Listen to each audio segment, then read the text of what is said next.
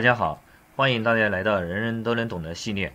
在这个系列里，我力图用最简单、最通俗的语言向大家讲述汽车空调的原理。我们这一节来讲汽车空调故障分析，压缩机的故障。压缩机大家看一下，在右下图所示。压缩机不工作，它有哪些原因呢？下面我们来介绍一下。压缩机它是使低压气体转换成高压气体，它不工作的原因，第一个，电池离合器没有电。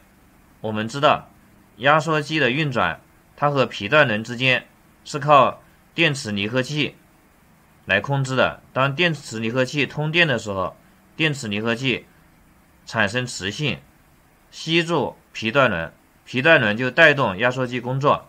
当电池离合器断电的时候，电池离合器就失去磁性，失去磁性之后，皮带轮和电池离合器分开，那么压缩机就停止工作了。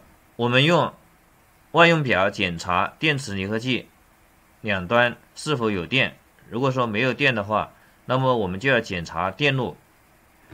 第二个原因是电池离合器有故障。当我们用万用表检查电池离合器有电的时候，这个时候就说明电池离合器它本身有故障，就要更换电池离合器。第三个是压缩机本体损坏。当电池离合器也有电，它的本体由于损坏了，它只是空转而不工作，而不压缩气体，这个时候就要更换压缩机的本体。第四，压缩机的皮带过松或者是裂开了。当皮带过松的时候，皮带的运动和皮带轮的运动它不一致，就是说皮带运动3圈，皮带轮它可能只运动的距离可能只有1圈，就是说压缩机它的转速会变低，转速变低的话，它压缩机它的效果也就变差了。第五个是环境温度过低。是什么意思呢？比方说现在气温是零下1摄氏度，这个气温的值已经超过了空调设定的环境温度的最低值，那么这个时候空调压缩机它就不会启动。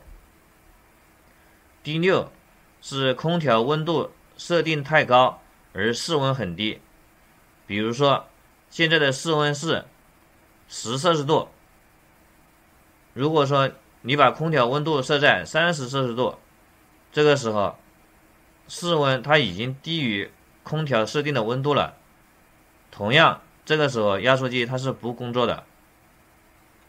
第七是冷凝器的温度过高。